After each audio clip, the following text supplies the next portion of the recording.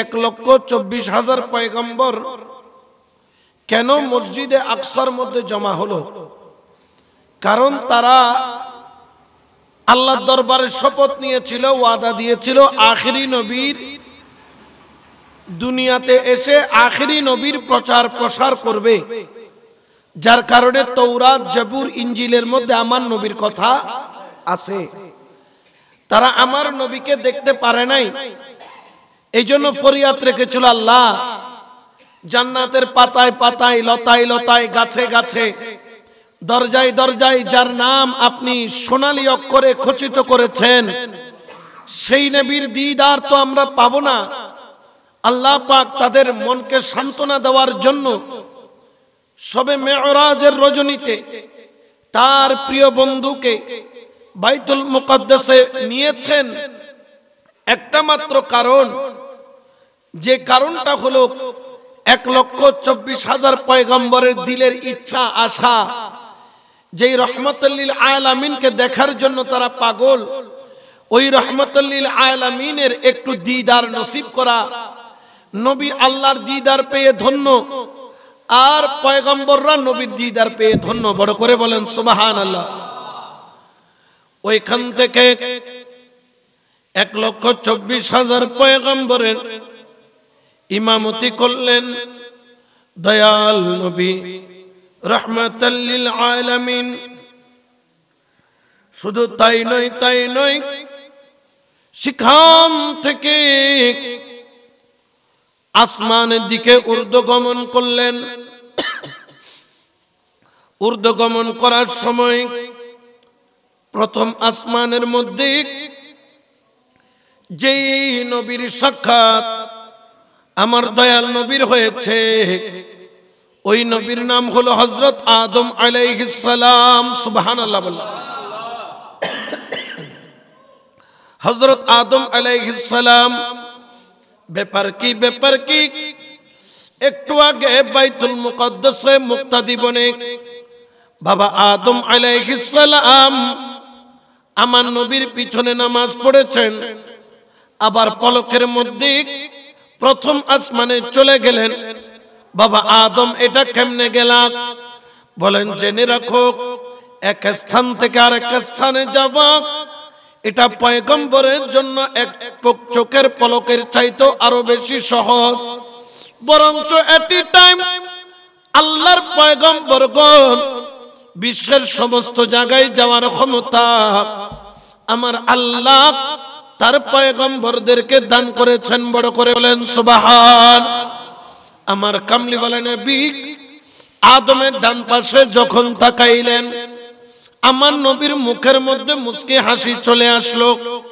কারণ আদমের ডান পাশে যতগুলা মানুষ দেখা যায় সবাই জান্নাতের হকদার, আর আমার আদম আলাইহিস সালামের বাম দিকে যখন তাকালো, আমার নবীর চোখ দিয়া টপ টপ করে পানি পড়ে। ওগো দয়াল নবী কেন কাঁদেন? জিব্রাইল বলে, ইয়া রাসূলুল্লাহ, আদম আলাইহিস সালামের বাম পাশে যতগুলা মানুষ দেখা যায় এরা সবাই হলো জাহান্নামী। তাদের জাহান্নামের ভয়ানক আযাব দেখে আমার কামলিওয়ালা নবী চোখের পানি ছেড়ে দিলেন, দুই চোখের পানি ছেড়ে কাঁদলেন। প্রথম আসমানের মধ্যে বাবা আদম আলাইহিস সালামের জিয়ারত হলো। প্রথম আসমানের দরজা খোলা হলো ফুলের গালিচা দিয়ে অভ্যর্থনা জানানোর জন্য। যেই রকম যখন কোন এলাকার মধ্যে কোন বিশেষ মেহমান আসে তাকে অভ্যর্থনা জানানোর জন্য আরেকজন এলাকার গণ্যমান্য ব্যক্তি ফুলের তোড়া নিয়ে দাঁড়িয়ে থাকেন, ঠিক তদ্রুপভাবে আমার বাবা আদম আলাইহিস সালাম আমার দয়াল নবী রাহমাতাল লিল আলামিনকে সওগাত জানানোর জন্য, আহলান ওয়া সাহলান জানানোর জন্য প্রথম আসমানের মধ্যে দরজার কিনারায় দাঁড়িয়েছিলেন। বড় করে বলেন সুবহানাল্লাহ। দ্বিতীয় আসমানের মধ্যে যখন গেলেন, হযরত ইয়াহিয়া আলাইহিস সালাম এবং হযরত ঈসা আলাইহিস সালাম তারা দুইজন দুই কিনারায় দাঁড়াইয়া আমার কামলিওয়ালা নবী রাহমাতাল লিল আলামিনের দয়াল নবীর সওগাত জানানোর জন্য দাঁড়িয়েছিলেন। তৃতীয় আসমানের মধ্যে হযরত ইউসুফ আলাইহিস সালাম, চতুর্থ আসমানের মধ্যে হযরত ইদ্রিস আলাইহিস সালাম, পঞ্চম আসমানের মধ্যে হযরত হারুন আলাইহিস সালাম, ষষ্ঠ আসমানের মধ্যে হযরত মুসা আলাইহিস সালাম, সপ্তম আসমানে যখন গেলেন আমার কামলিওয়ালা নবী দেখতে পেলেন হযরত ইব্রাহিম খলিলুল্লাহ, যিনি বাইতুল মামুরের পাশে বসে রয়েছেন। বড় করে বলেন সুবহান। হুজুর, বাইতুল মামুর কি? বাইতুল মামুর হলো কাবার মতো দেখতে হুবহু আরেকটা কাবা, যেটা কাবা বরাবর সপ্তম আসমানের উপরে অবস্থিত রয়েছেন। যেই বাইতুল মামুরে 24 ঘন্টা যেইভাবে কাবা শরীফের মধ্যে মুসলমানরা তাওয়াফ করে, ওই বাইতুল মামুরের মধ্যে 24 ঘন্টা আল্লাহর রহমতের ফেরেশতারা তাওয়াফ করে। আমাদের জন্য কিবলা হলো খানে কাবা, আর ফেরেশতাদের কিবলা রয়েছে বাইতুল মামুর। যেই রকম আমরা কাবা শরীফে তাওয়াফ করি, সেই রকম ফেরেশতারা বাইতুল মামুরে তাওয়াফ করেন। এই কাবা বরাবর ওই বাইতুল মামুর নামের কাবা রয়েছে, ওইটার তাজাল্লিয়াত এই কাবার উপরে সব সময় থাকে। এই জন্য খেয়াল করবেন, আজ পর্যন্ত কখনো কাবা শরীফের উপর দিয়া কোনো পাখি উড়ে যায় না। ডান দিক দিয়া যায়, বাম দিক দিয়া যায়, সামনে দিয়া যায়, কিন্তু কাবার উপর দিয়া যায় না। কেন যায় না? বলে এই কাবার সাথে বাইতুল মামুরের একটা কানেকশন আছে। বড় করে বলেন সুবহানাল্লাহ। ওই বাইতুল মামুরে গিয়ে রাসূল পাক সাল্লাল্লাহু আলাইহি ওয়াসাল্লাম তিনি সেখানে হযরত ইব্রাহিম খলিলুল্লাহর দিদার পেলেন। আর হযরত ইব্রাহিম খলিলুল্লাহ দিদার পাওয়ার পরে রাসূল পাক সেখান থেকে আরেকটু সামনের দিকে অগ্রসর হলেন। রাসূল পাক সেখানে যখন অগ্রসর হলেন, রাসূল পাক আওয়াজ শুনতে পাচ্ছেন। আওয়াজটা কিসের? বলছে মুকদ্দরের যে লিখনি হচ্ছে, আমাদের তকদির যে লিখনি হচ্ছে, সেই মুকদ্দরের লেখার শব্দ যেরকম কাগজ দিয়ে কলম দিয়ে কাগজের উপর লিখলে একটা খসখস টাইপের আওয়াজ হয়, আল্লাহ পাক যে মুকদ্দর তকদির লিখছেন, আল্লাহর কুদরতি কলম দিয়ে ওই তকদিরের লিখনির আওয়াজ আমার রাসূল করিম নিজ কানে শুনতে পেলেন। উচ্চ আওয়াজে বলেন না সুবহানাল্লাহ। এরপরে রাসূল পাক সাল্লাল্লাহু আলাইহি ওয়াসাল্লাম তিনি সিদরাতুল মুনতাহা বলতে কি বুঝায়? সিদরাতুল মুনতাহা তো শেষ সীমানার কুল গাছ। কুল মানে বড়ই গাছ, অর্থাৎ শেষ সীমানার একটা গাছ রয়েছে, যেই সীমানার পরে 1,24,000 পয়গম্বরের কারো যাওয়ার অনুমতি নাই। যেই সীমানার পরে হযরত জিবরাইল, হযরত ইসরাফিল, হযরত মিকাইল, হযরত আজরাইল সহ আল্লাহর কোটি কোটি ফেরেশতা যেখানে যাওয়ার কোনো সুযোগ নাই, রাসূল পাক সিদরাতুল মুনতাহা পর্যন্ত পৌঁছে গেলেন। উচ্চ আওয়াজে বলেন না সুবহানাল্লাহ। সিদরাতুল মুনতাহার মধ্যে পৌঁছে আমার হযরত জিবরাইল আলাইহিস সালাম সেখানে দাঁড়িয়ে পড়লেন এবং বললেন, ইয়া রাসূলুল্লাহ, সামনের দিকে একটা কদম দেওয়ার মতো আমার আর শক্তি নাই, আমার আর যোগ্যতা নাই, কারণ এই সিদরাতুল মুনতাহা অতিক্রম করা আমি জিবরাইলের পক্ষে সম্ভব না। বড় করে বলেন সুবহান। এই জন্য শায়ের এলান করেন, আরে সিদরাতুল মুনতাহায় গিয়া হায়রে জিবরাইল থাকে দাঁড়াইয়া, আরে সিদরাতুল মুনতাহায় গিয়া হারে জিবরাইল থাকে দাঁড়াইয়া, সামনে যেতে পারবো না আর, সামনে যেতে পারবো না আর, ও গো নূর আল্লাহ, সামনে যেতে পারবো না আর, ও গো নূর আল্লাহ। সেই খুশিতে পড়ো সবাই দরুদ সাল্লে আলা, সেই খুশিতে পড়ো সবাই দরুদ সাল্লে আলা। নূরুন নবী যাই দিদারে নিলেন খুদা তাআলা, নূরুন নবী যাই দিদারে নিলেন খুদা তাআলা। সেই খুশিতে পড়ো সবাই দরুদ সাল্লে আলা, সেই খুশিতে পড়ো সবাই দরুদ সাল্লে আলা। সালাতুন ইয়া রাসূলুল্লাহ আলাইকুম। সিদরাতুল মুনতাহায় গিয়ে জিবরাইল দাঁড়িয়ে পড়লেন, ইয়া রাসূলুল্লাহ সামনের দিকে এক কদমও দিতে পারবো না। কেন? বলে আমার 600 নূরের ডানা আল্লাহ পাক দান করেছেন, আমি নূরের তৈরি, কিন্তু ইয়া রাসূলুল্লাহ এর উপরে যাওয়ার ক্ষমতা আমার নাই। যদি এক কদম উপরের দিকে দেই তাহলে আমার পুরা শরীর জ্বলে সরকার হয়ে যাবে। সামনের দিকে যাওয়ার ক্ষমতা যোগ্যতা আমি জিবরাইলের নাই, একমাত্র আছে আপনি রাসূলুল্লাহর। বড় করে বলেন সুবহানাল্লাহ। সিদরাতুল মুনতাহা শেষ সীমানার বড়ই গাছ, ওই গাছটা কিন্তু অনেক বিশাল, ওইটা তো অনেক পাতা রয়েছে, প্রত্যেক পাতার মধ্যে আমাদের প্রত্যেকের হায়াত এবং মওত লিপিবদ্ধ রয়েছে। ওই গাছে যখন নতুন পাতা জন্ম নেয় তখন ওই নামওয়ালা পাতা এই দুনিয়ার বুকে ওই সন্তান জন্মগ্রহণ করে। আবার ওই গাছ থেকে যখন ওই পাতা ঝরে পড়ে তখন আল্লাহ পাক রব্বুল আলামিন আহকামুল হাকিমিন ওই ব্যক্তির মওত দান করে। অর্থাৎ যেখানে হায়াত এবং মওত, ওই পাতা যতক্ষণ থাকবে ওই গাছের মধ্যে আপনার হায়াত ততক্ষণ থাকবে।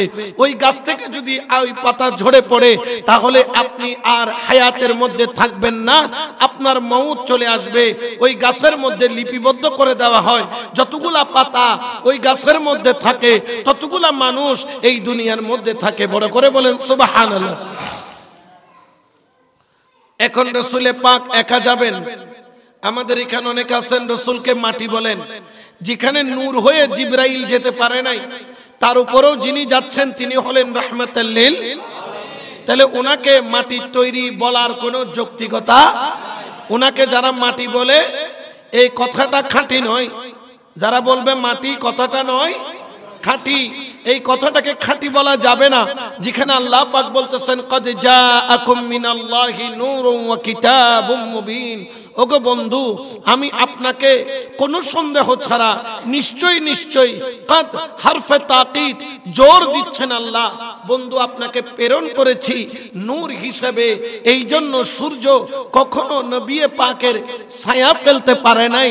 ছায়া ফেলবে করতেকে সূর্যও আলো নবীও আলো, তবে সূর্য নবীর দয়ার ভিখারি বনে ওই আলো আমাদেরকে দান করেন।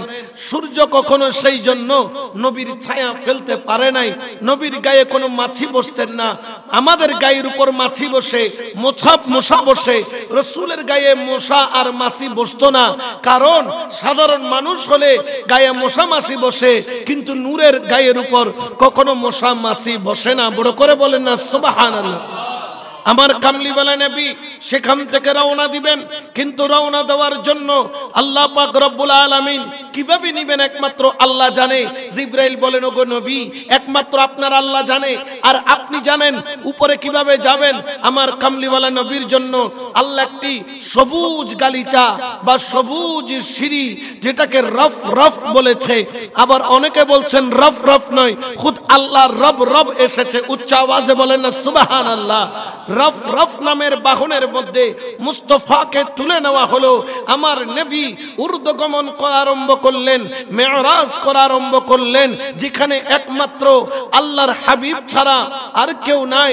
রাসূলে পাক ঊর্ধ্বগমন যখন করলেন, তিনি একটু ভীত সন্ত্রস্ত হলেন। তখন আমার নবী বলেন, জানো আমি সেখানে যখন নিস্তব্ধতার মধ্যে প্রবেশ করলাম, কাবা কাউসাইনের মধ্যে যখন প্রবেশ করলাম, হঠাৎ করে সেখানে একটা আওয়াজ শুনতে পেলাম। আওয়াজটা বড় পরিচিত মনে হলো। ভালো করে খেয়াল করে দেখলাম, সেখানে কথা বলছেন সিদ্দিক আকবরের সুরে। আসলে আল্লাহ পাক তার প্রিয় বন্ধুকে নির্ভয় দান করতেছেন। প্রিয় বন্ধুর সুর নিয়ে আরেক বন্ধুর সাথে কথা বলতেছেন। বড় করে বলেন সুবহানাল্লাহ। ৭০,০০০ পর্দা, যে এক একটা পর্দা মুফাসসিরগণ বলেছেন, একটা ঘোড়া যদি ৫০০ বছর লাগাতার চলে, যেই পরিমাণ দৌড় দিয়ে গতি অর্জন করে সীমানায় পৌঁছবে, ওই পরিমাণ এক একটা মোটা এক এক পর্দা, এক একটা পর্দা ভেদ করে রাসূলে পাক আরশ মুআল্লার দিকে যায়। যখন রাসূলে পাক আরশ মুআল্লার দিকে গিয়ে একটু ইতস্ততা বোধ করলেন, আল্লাহ পাক রব্বুল আলামিন আহকামুল হাকিমিন বললেন, বন্দী ইতস্ততা কেন করছো? ইয়া রব্বুল আলামিন, মুসা পয়গম্বর তুর পাহাড়ে উঠতো, আর তুর পাহাড়ে ওঠার সময় জুতা খুলে উঠতো। এখন আমার পায়ে তো জুতা রয়েছে, আমি কিভাবে আরশের মধ্যে পা রাখবো? আল্লাহ ডাক দিলেন, বন্ধু আপনি আর মুসা এক নয়। মুসা আমাকে দেখার জন্য দেওয়ানা ছিল, আর আমি আপনাকে দেখার জন্য দেওয়ানা।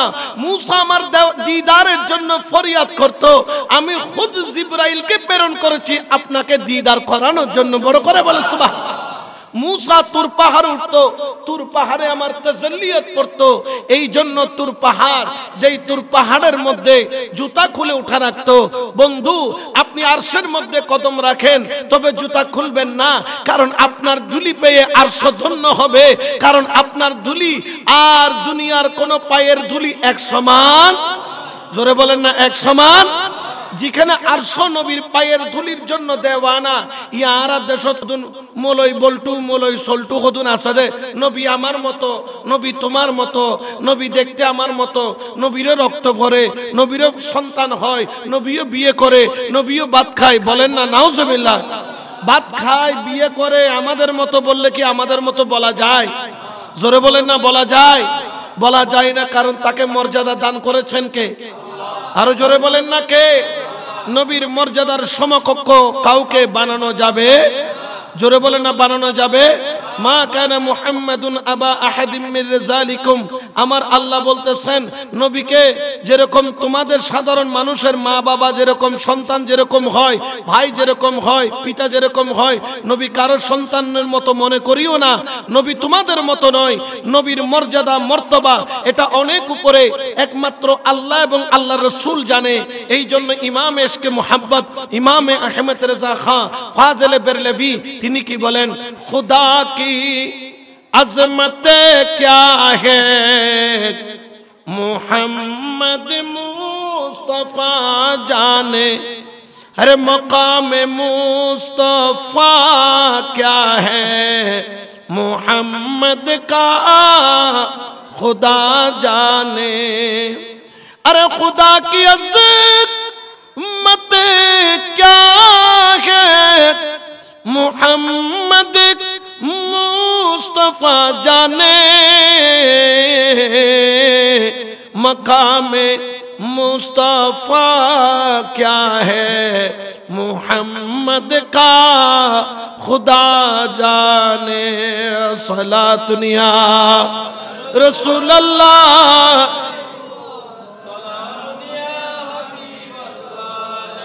নবী কি একমাত্র আল্লাহ জানে, আর আল্লাহ কি সেটা একমাত্র নবী জানে। আল্লাহর কিয়ামত পর্যন্ত তারিফ করলে আল্লাহ কি জিনিস এটা আমরা কখনো বর্ণনা করে শেষ করতে পারবো না। তো আল্লাহ কি জিনিস আলা হযরত এক বাক্যে বলে দিয়েছেন। আল্লাহ কি জিনিস এটা নবী ছাড়া আর কেউ জানে না, কারণ সামরার চোখ দিয়ে, এরকম স্বাভাবিক চোখ দিয়ে একমাত্র আল্লাহকে যিনি দেখেছেন তিনি হলেন রাহমাতাল লিল। তো তিনি দেখেছেন কিভাবে? মাটি হলে তো জ্বলে পুড়ে ছাই হয়ে যেত। তুর পাহাড়ও মাটি ছিল, তাজাল্লিয়াতের একটা জর্রা পড়েছে, তুর পাহাড় কি হয়ে গেছে? সুরমা যেটা আমরা চোখের মধ্যে মাখি, কালো কেন সুরমা? বলে জ্বলে পুড়ে ছাই হয়ে গেছে। তো নবী মাটি হলে নবীও তো জ্বলে কালো হয়ে যেত, কিন্তু নবীর নূর কমেছে না বেড়েছে? অর্থাৎ বোঝা যায় আল্লাহর হাবিবকে, আল্লাহর বন্ধুকে আমাদের মতো মনে করার কোনো সুযোগ। নবীর পেশাবের মতো আমাদের নয়, নবীর পায়খানাও আমাদের থেকে দামি। নবীর ঢিলা মুবারক হযরত ওমর রাদিয়াল্লাহু তাআলা আনহুর সন্তান হযরত আব্দুল্লাহ ইবনে ওমর, তিনি গায়ের মধ্যে মাখতেন। ঢিলা মানে বুঝেন? বাথরুমে গেলে কি ব্যবহার করার সুন্নত ঢিলা। আমরা তো এখন ঢিলার জামানা নাই, টিস্যু এসেছে, এই জন্য এখন ঢিলা ব্যবহার করে না। ঢিলা ব্যবহার করার সুন্নত। এখন ঢিলা ব্যবহার করেছেন রাসূল পাক হযরত আব্দুল্লাহ অথবা আব্দুর রহমান। উনি কি করেছেন? ওই ঢিলাটা নিয়ে রেখে দিয়েছিলেন, জুমাবার আসলে গায়ে মাখতেন। আপনারা কোনোদিন জুমাবার ঢিলা ব্যবহার করবেন গায়ের মধ্যে? তো মসজিদে সবাই বলতো, ও আব্দুল্লাহ, তোমার গায়ে কি আতর লাগাইছো? এই আতর তো আমরা পৃথিবীর অনেক দেশে ব্যবসার কাজে যাই, এত খুশবুদার আতর কিনি, কিন্তু তোমার সামনে আসলে আমরা সবাই ফিউজ হয়ে যাই। তুমি এটা কোনখান থেকে আতর টানছো? বলে এটা আতর নয়, এটা মুস্তাফার ঢিলা মুবারক, যেটা তিনি যখন হাজতে কুবরা সারতেছিলেন ব্যবহার করেছিলেন। তার হাজতে কুবরা মাটিতে পড়ার দেরি, মাটি সেটাকে বক্ষণ করে নিয়েছেন, আর তিনটা ঢিলা পড়েছিল, আমি নিয়েছি, আমার গায়ে মেখেছি। প্রত্যেক জুমাবার যখন মাখি পুরা এলাকা মেশকাম্বরের খুশবু হয়ে যায়। বড় করে বলো সুবহানাল্লাহ।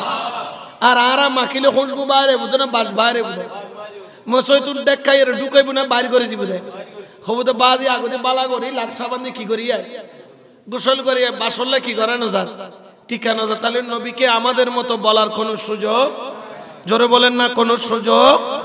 কামলিওয়ালা নবী আল্লাহ দিদারে গেলেন, কামলিওয়ালা নবী আল্লাহ দিদারে গেলেন। আল্লাহ পাক রব্বুল আলামিন যার সম্পর্কে পবিত্র কোরআনে বলেন, কুল কায়নাতের মানুষকে জানিয়ে দেন, সুম্মা দানা ফাতাদাল্লা ফাকানা কাবা কাউসাইনি আও আদনা। আল্লাহু আকবার বলেন।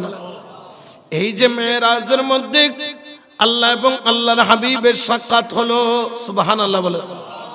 এই যে গেলেন মাকামে মাহমুদা বলে, এটাকে অনেকে বলেছেন মাকামে মাহমুদা, যেমন আসা আইয়াবা আসাকা রব্বুকা মাকামাম মাহমুদা, ওই মাকামে মাহমুদে গিয়েছেন।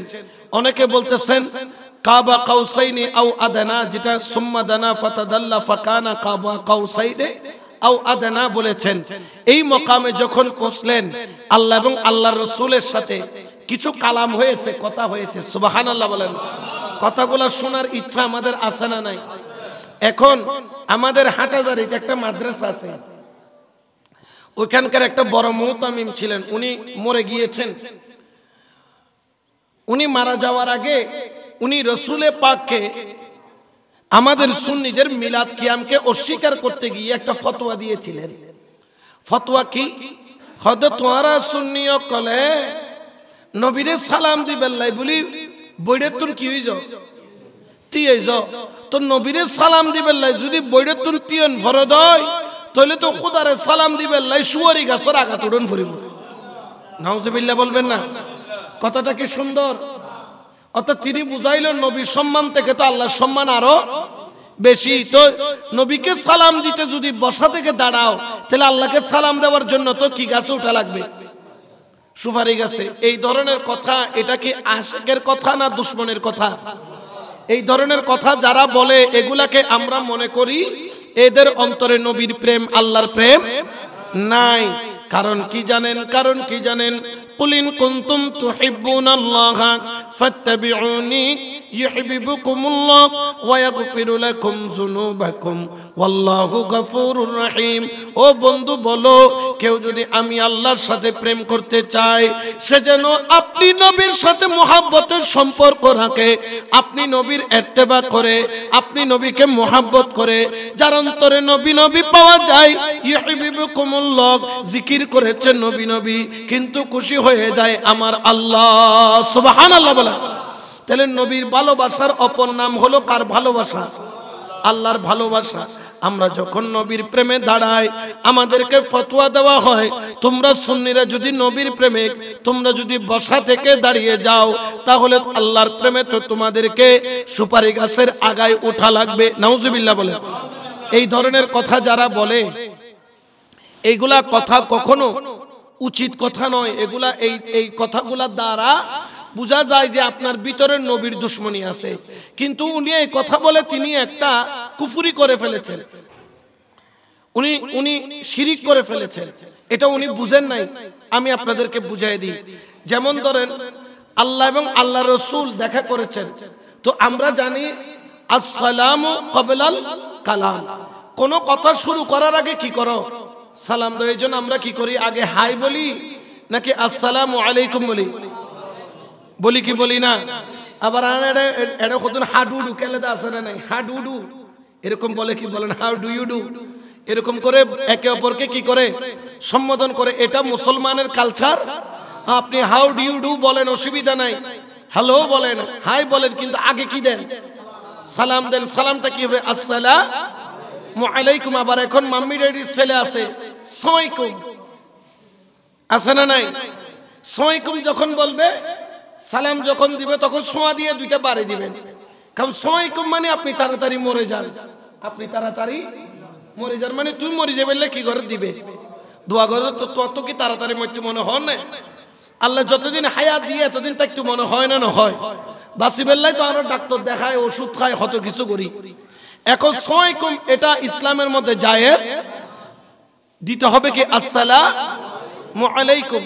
তো এখন রসুল যখন আল্লাহর দরবারে গেলেন তখন কিভাবে আল্লাহর সাথে কথা বললেন, সেখান থেকে এই ফতোয়া চলে আসে। রসুলে পাক চাইলে বলতে পারতেন আসসালামু আলাইকুম আল্লাহ, কিন্তু রসুলে পাক আল্লাহকে সালাম দেয় নাই, কারণ আল্লাহকে সালাম দেওয়াই কি নাই? জায়েজ নাই। যদিও ভাই হাটাজারি মুফতি সাহেব তিনি ফতোয়া ভালো করে কিতাব পড়েন নাই, জানেন না। তিনি বলে দিয়েছেন নবীকে সালাম দেওয়ার জন্য যদি সুন্নিরা দাঁড়িয়ে যায় তাহলে আল্লাহকে সালাম দিতে তো সুপারি গাছের আগায় উঠা লাগবে। এই কথা বলে তিনি এমন এক জঘন্য আকীদা পোষণ করেছেন, তার অজান্তেই তার ঈমান চলে গেছে। আপনি বলতে পারেন হুজুর কেন? আমি আপনাকে উত্তর দেই। যেমন ধরেন আমি যখন বলি, ধরেন এখানে মুসা ভাই আছে, আমি ওনাকে বললাম আসসালামু আলাইকুম, আপনার উপর কি বর্ষিত হোক, শান্তি বর্ষিত হোক। এখন এই শান্তি কি ইমাম সাহেব দিবে না মতওয়ালি সাহেব দিবে? কে দিবে? ইমাম সাহেবের এই শান্তি দেওয়ার ক্ষমতা নাই, মতওয়ালি সাহেবেরও সেই ক্ষমতা, পৃথিবীর কোন মানুষের সেই ক্ষমতা।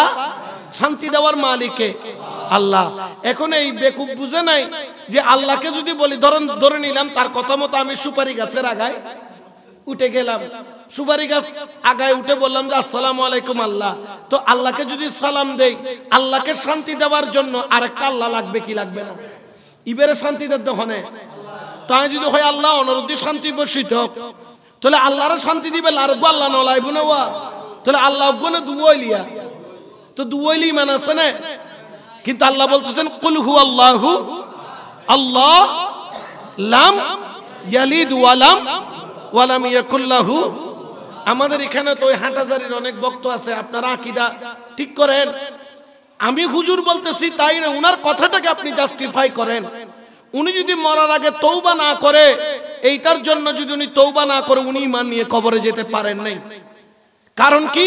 উনি রসুলের বিরুদ্ধে বলতে গিয়ে এমন এক ফতোয়া দিয়ে দিয়েছেন যে ফতোয়া মতে আল্লাহ একটা নয়, আল্লাহ কয়টা হয়ে যায়। এখন এখানে কোন মুসল্লি যদি আজকে বলে যে আমার আল্লাহ দুইটা, এবারে লাকসাবান্দি দুয়াই লইবে মুসলমান তাই বোনা, ওনাকে মুসলমান কেউ রাখতে পারবে? পারবে না। ওনাকে আবার নতুন করে কলমা পড়িয়ে তওবা পড়িয়ে কি করতে হবে? ঈমান আনতে হবে।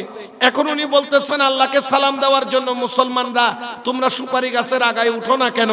বুঝা গেল উনি মনে করেন যে আল্লাহ কয়টা?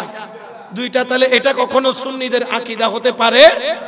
এখন আল্লাহর হাবিব আল্লাহর সামনে যখন গেলেন সর্বপ্রথম কি ভাবে কথা বললেন? আমার আল্লাহর হাবিব আল্লাহর সামনে যখন দাঁড়ালেন, আল্লাহ পাক রব্বুল আলামিনকে আল্লাহর হাবিব সর্বপ্রথমে সম্বোধন করলেন আত্তাহিয়াতু লিল্লাহি ওয়াস সালাওয়াতু ওয়াত তাইয়্যিবাত। আল্লাহু আকবার বলেন। এই যে আমরা আত্তাহিয়াতু পড়ি বৈঠকের মধ্যে, এই কথাগুলা হচ্ছে মেরাজের কথা। আত্তাহিয়াতু লিল্লাহি ওয়াস সালাওয়াতু, ইয়া আল্লাহ আমার যত সালাত, আমার যত তাইয়্যিব, আমার যত কিছু আছে আমি সব কিছু আত্তাহিয়াতু লিল্লাহ আল্লাহর কাছে সুপর্দ করে দিলাম। অর্থাৎ নবী চাইলে সালাম দিতে পারতেন, যদি সালাম দিতেন তখন আল্লাহ দুইটা প্রমাণ হতো, এই জন্য নবী সালাম দেন নাই।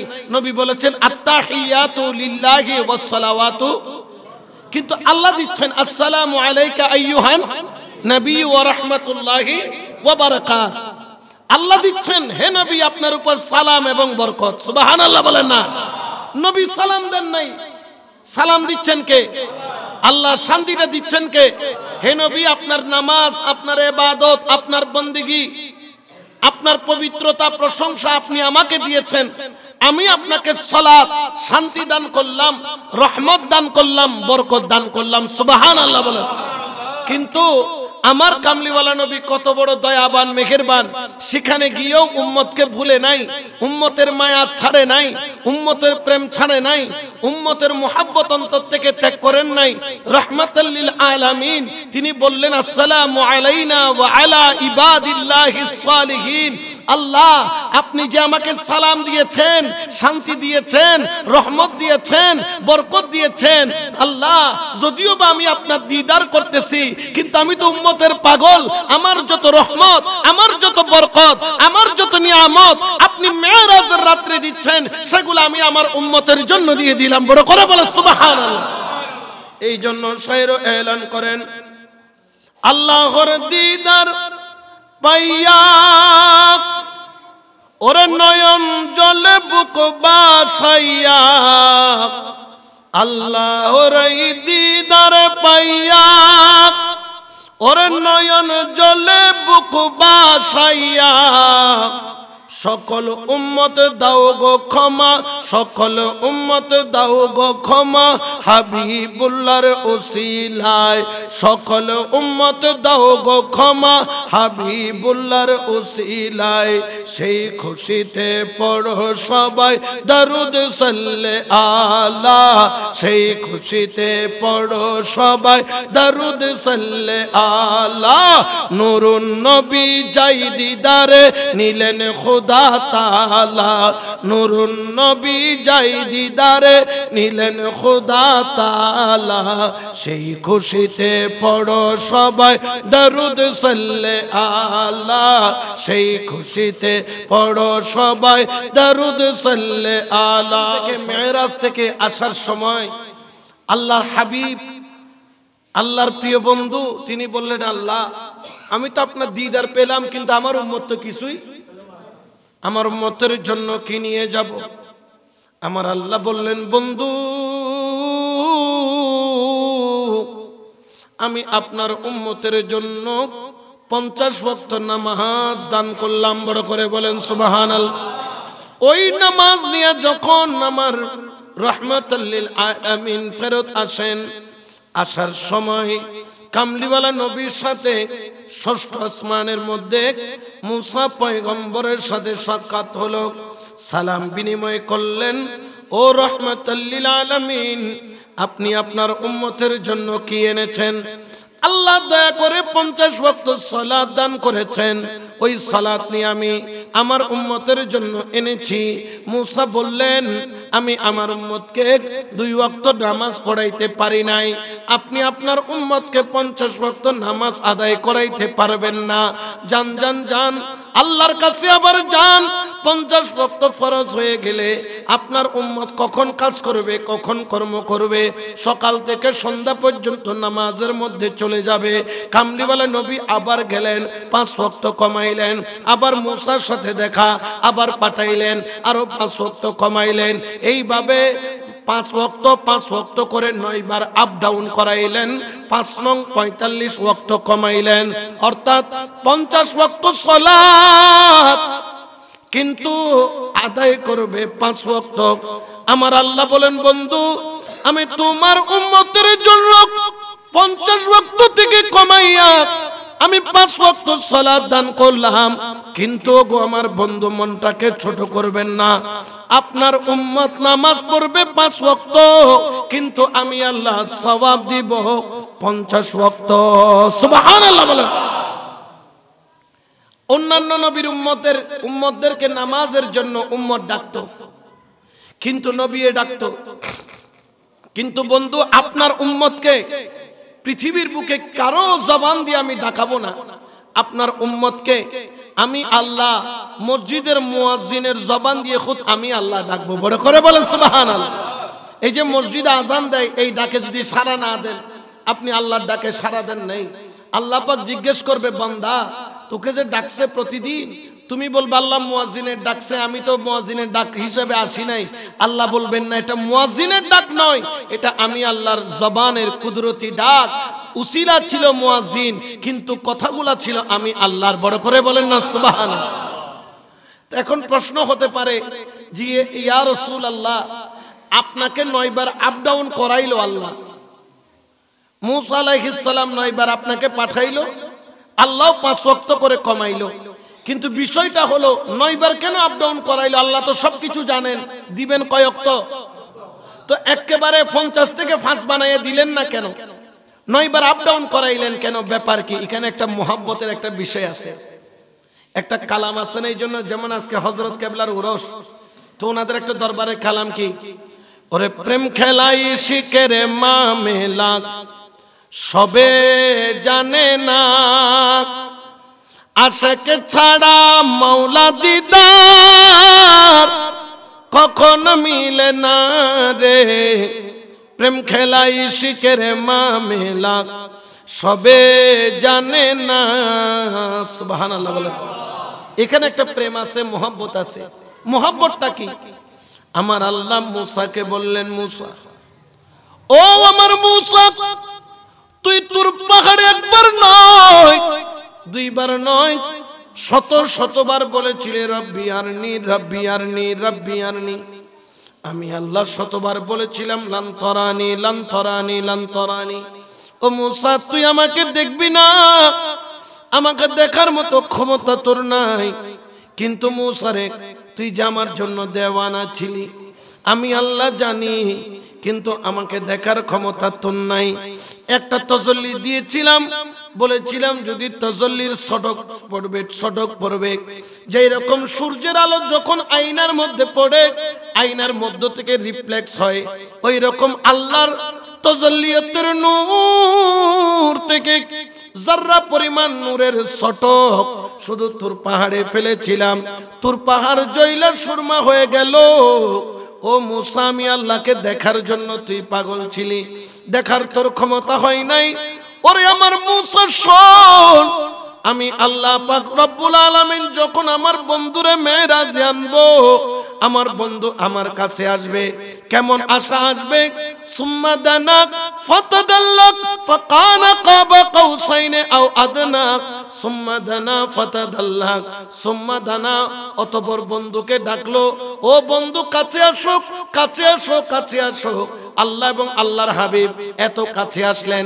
যেমন আপনাদেরকে উদাহরণ দিয়ে বলি, যেমন যদি বলি এই হাতের কাছে এই হাত আনো, আমি যখন হাতের কাছে হাত আনলাম, আর কাছে নেওয়ার কোনো সুযোগ নাই, কাছে যাওয়ার কোনো সুযোগ নাই। আমি বললাম সুম্মা দানা, বন্ধু কাছে আসো। বন্ধু বন্ধুর কাছে গেলেন, আল্লাহ বললেন বন্ধু কাছে আসো। আল্লাহর হাবিব বললেন বন্ধু ও রব্বুল আলামিন, আমি আর কাছে যাওয়ার মতো ক্ষমতা আমার নাই, আমার যতটুকু সম্ভব আমি আমার যোগ্যতা দিয়ে আপনার কাছে এসেছি। আসলে এই হাতের সাথে হাত যখন লেগে যায়, একে অপরের আর কাছে যাওয়ার আর কোনো সুযোগ থাকে না। আমার আল্লাহ বললেন সুম্মা দানা ফাতাদাল্লা, ও বন্ধু এবার তুমি দাঁড়াও, এখন আমি তোমার কাছে যাব। কেমন কাছে? আমার আল্লাহ পাক রব্বুল আলামিন পাক কালামে বললেন, জেনে রাখো, জেনে রাখো, যেই রকম শরবতের ভিতরে চিনিকে গুইলা দিলে চিনির অস্তিত্ব খুঁজে পাওয়া যায় না, কিন্তু স্বাদ পাওয়া যায়। চিনিকে গুইলা দিলে চিনির অস্তিত্ব খুঁজে পাওয়া যায় না, কিন্তু জবানের মধ্যে স্বাদ পাওয়া যায়। সুম্মা দানা ফাতাদাল্লা ফাকানা কাবা কাউসাইনি আও আদনা। দুইজন এমন ভাবে একে অপরের সাথে মিলে গেল। আল্লাহর নূর নূর, আল্লাহর হাবিব, আল্লাহর হাবিবের নূর একে অপরের সাথে মিলে গেল। বলতেছে যেই রকম দুইটা ধনুক একসাথে করলে গোলাকৃতি হয়ে যায়, আল্লাহর নূর এবং আল্লাহর হাবিবের নূর একে অপরের মধ্যে মাখামাখি হয়ে গেল। বড় করে বলেন সুবহানাল্লাহ। তো আল্লাহর নূরের সাথে মাখামাখি করে যখন ও মুসা আমার বন্ধু যাবে, বন্ধুকে তো বিদায় দিতে মন চাই না, তুমি একটা কাজ করবে, আমি তোমার কাছে পাঠাবো, তুমি বন্ধুকে আমার কাছে পাঠাবে, আমি তোমার কাছে পাঠাবো, তুমি আমার কাছে পাঠাবে। এই সুযোগে মুসা তোমার কাম তুমি করবা, আমার কাম আমি করব। ও মুসা, তুমি যে রব্বি আরনি বলেছিলে, আমাকে দেখার জন্য পাগল ছিলে, আমাকে দেখার জন্য দেওয়ানা ছিলে, মুস্তাফার সূরতের ভিতরে খোদার নূরের তাজাল্লিয়াত দেখে তুমি তোমার তৃষ্ণা মিটাবা, আর তুমি আমার কাছে পাঠাবা। আমিও বন্ধুকে বারবার দেখব, বন্ধু আমাকে দেখবে, 9 বার আপ ডাউন করাবো, বন্ধু আমার কাছে আসবে, বন্ধুকে বিদায় দিতে মন চাই না, 9 বার বন্ধুকে মন ভরে আমি দেখব, বন্ধু আমাকে দেখবে। মুসা তোমার কাম হয়ে যাবে, আমার কাম হয়ে যাবে। বড় করে বলেন সুবহানাল্লাহ। এখানেও একটা মোহাব্বত আছে। এই জন্য এই মেরাজের রজনীতে 5 ওয়াক্ত নামাজ আল্লাহ পাক এনে দিয়েছেন। এই 5 ওয়াক্ত নামাজ কোন ক্রমে ছাড়া উচিত নয়। পৃথিবীর সবকিছুর বদলা দেওয়া যাবে, 1 ওয়াক্ত নামাজের বিনিময়ে যদি সারা দুনিয়া দেওয়া হয়, ওই নামাজের হক আদায় করা সম্ভব। আর নামাজ এটা পড়বেন প্রেম দিয়ে, আদব দিয়ে, মোহাব্বত দিয়ে। কারণ নামাজের ভিতর আল্লাহ নামাজ দান করেছেন আশিক আর মাসুকের প্রেমের মাঝখানে, অর্থাৎ এটা দুনিয়াবি প্রেম নয়, আল্লাহ এবং রাসূলের প্রেম। বড় করে বলেন সুবহানাল্লাহ। এই জন্য আমার কামলিওয়ালা নবী রাহমাতাল লিল আলামিন তিনি কি বলতেছেন? বলতেছেন যে জেনে রাখো, রাহমাতাল লিল আলামিনের পাক জবানে আমার দয়াল নবী তিনি ঘোষণা করতেছেন, ওয়ান আব্দুর রহমান ইবনে আয়েশা রাদিয়াল্লাহু তাআলা ইয়াকুল সামি'তু রাসূলুল্লাহ সাল্লাল্লাহু আলাইহি ওয়াসাল্লাম ইয়াকুল রাআইতু রাব্বি ফি আহসানি সূরাতিন, আমি আল্লাহকে উত্তম আকৃতিতে দেখেছি, অর্থাৎ আল্লাহর হাকিকি সূরতে আল্লাহ পাকের দিদার নিয়েছেন। বড় করে বলেন না সুবহানাল্লাহ। এই জন্য আমরা এই মেরাজের রজনী থেকে শিক্ষা নিব যে আমরা কখনো নামাজ ছাড়বো, জোরে বলেন না ছাড়বো। কারণ নামাজ হচ্ছে as-salatu মি'রাজুল মুমিনের জন্য দিদার। আল্লাহ আমাদেরকে মেরাজ থেকে 2 পর্বের আলোচনা থেকে শিক্ষা নিয়ে এই নামাজকে আপন করার তৌফিক দান করুন। এবং এটা উম্মতে মুহাম্মদীর জন্য খুশির দিন, ঈদের দিন। অন্যান্য নবী যাইতে পারে নাই। আচ্ছা বলেন তো, আপনাদের এই এরিয়া থেকে যদি একজন যদি উপদেষ্টা হয় আপনাদের এলাকার জন্য, এটা কি দুঃখের না গর্বের? আর চট্টগ্রামের বুড়িচর কৃতি সন্তান ডক্টর ইউনুস উপদেষ্টা যাতে বুড়িচর বাসী হতে আর গর্ব, ইবে আরো বাড়ির ফুয়া, ঠিক কিনা? তো এটার জন্য খুশি হয় সবাই। যে যে দল করুক, আমার এলাকা থেকে হয়েছে, আমার এলাকার উন্নয়ন কম হবে না বেশি হবে? বেশি হবে, এটাই স্বাভাবিক। যদি আমরা হালুঘাটে ব্রিস্তান নেওয়ার হই না পারি, তো উন্নয়ন করবে এলাকার ছেলে উপদেষ্টা হয়েছে, এটা গর্বের। তো রাসূল পাক মেরাজে গিয়েছেন, এটা আমাদের জন্য দুঃখের না গর্বের? যেখানে অন্য কোন নবী যেতে পারে। এখন কিছু টিভির মধ্যে মৌলবী দেখবেন বলবে যে সবে মেরাজের কোনো নামাজ নাই, তারিখ নাই, এটা নাই। আরে নাই কেন বলবে? মেরাজ বলে বছরের কোন দিন করছে জানি না, তো না জানলে অসুবিধা কি? যখন আকসর একটা ডেট সময় দিয়েছেন, 26 দিবাগত রাত বা 27, হ্যাঁ, এই যে সময়টা দিয়েছেন আকসর, সবাই মিলে অধিকাংশ মুফাসসিরগণ, মুহাদ্দিসগণ, মুফতিগণ একটা ডেট নির্ধারণ করেছে। আমরা ওই ডেটে কি করব? পালন করব ধর্মীয় ভাব গাম্ভীর্যতার মধ্য দিয়ে। তখন ওই দিন বলে কোনো নামাজ পড়বেন না, ওই দিন মসজিদে তালা মারি দিবেন। বোঝা যায় এর সাথে নবীর সাথে কি আছে? দুশ্মনী আছে। না হলে সে নামাজ পড়তে মানা করবে কেন? আর বাদ দেন সবে মেরাজে এমনি নফল নামাজ যখন পড়ে, এটার দ্বারা কি আপনার ফায়দা হয় না লোকসান হয়? কারণ আব্দি ইয়াতাকাররাবু ইলাইয়া বিন নওয়াফিল, হাদিস শরীফের মধ্যে আছে বান্দা আল্লাহর কাছে যায় নফল ইবাদতের মাধ্যমে। তো এই নফল ইবাদত করবে, এটাতে বাধা দেওয়ার কোনো সুযোগ। যারা নারাজ হবে সবে মেরাজের নামাজ দেখে, ইবাদত দেখে, আলোচনা দেখে, মনে করবেন এদের ভিতরে দুশমনে রাসূল, এরা শয়তান মার্কা আলেম। আর যারা মেরাজুন নবী, আমার নবী মেরাজে গিয়েছেন, এটা শুনে যাদের হৃদয় খুশি হয়ে যায়, বুঝে নিবেন এরা আল্লাহওয়ালা আলেম।